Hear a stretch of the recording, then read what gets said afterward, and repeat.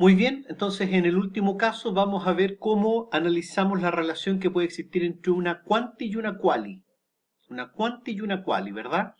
Entonces para esto vamos a analizar, por ejemplo, si el riesgo del alumno, ¿cierto? Riesgo del alumno está relacionado con el promedio de notas, por ejemplo. ¿Mm? Si el riesgo del alumno está relacionado con el promedio de notas. Esto es importante porque, claro, podríamos pensar que las notas están directamente vinculadas con el riesgo, ¿verdad? Entonces, lo primero que nos vamos a fijar es que acá tenemos niveles de riesgo con categorías. 1 es alto, 2 bajo, 3 medio, 4 muy alto. Entonces, vamos a analizar, por ejemplo, si es que hay diferencias estadísticamente significativas entre alguien que tiene bajo riesgo, que es el código 2, y riesgo muy alto, que es el código 4.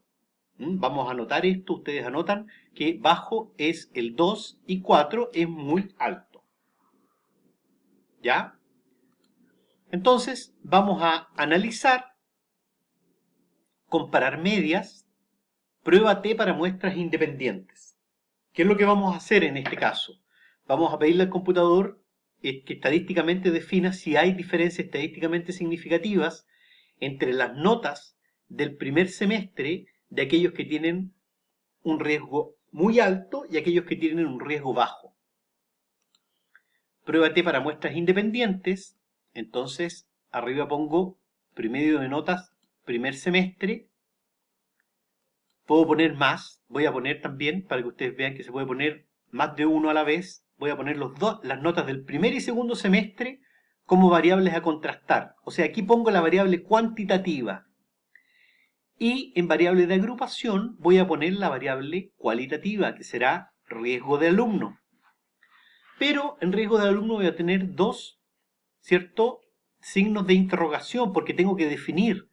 Porque el riesgo de alumno tiene 4 grupos posibles. Entonces yo voy a definir los grupos.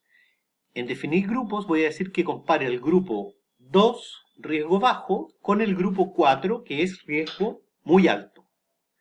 Continúo y acepto.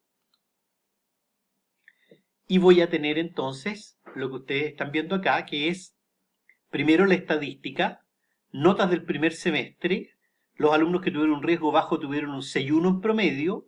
Los alumnos que tuvieron un riesgo muy alto, que eran 39, tuvieron un 5,6 en promedio. En el segundo semestre, los alumnos que tuvieron un riesgo bajo fueron 32 con 5,4. Y el segundo semestre, los que tuvieron muy alto son 37 con 5,2. Ese es el promedio de notas para cada uno de estos grupos, primer y segundo semestre. ¿Qué es lo que voy a tener entonces? Lo que voy a tener es el sigma nuevamente. Siempre leo el sigma. Fíjense.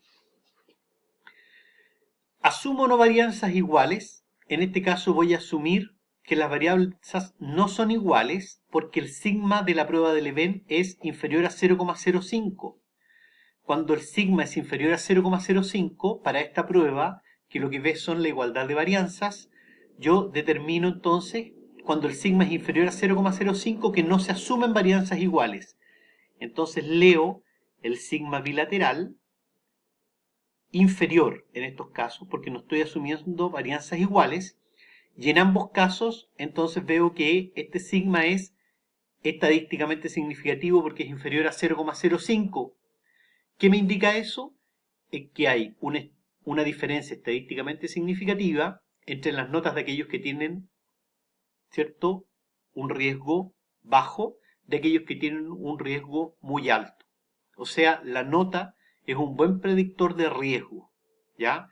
La nota puede indicarme inmediatamente el riesgo que va a ocurrir, ¿verdad? Entonces aquí estoy comparando, ¿sí? Estoy comparando una variable cuantitativa, promedio de notas, versus una variable cualitativa, riesgo de alumno. Esto va a ser muy importante, va a ser muy útil, porque entonces va a permitirme hacer la correlación que es este tercer tipo. Quanti por quali.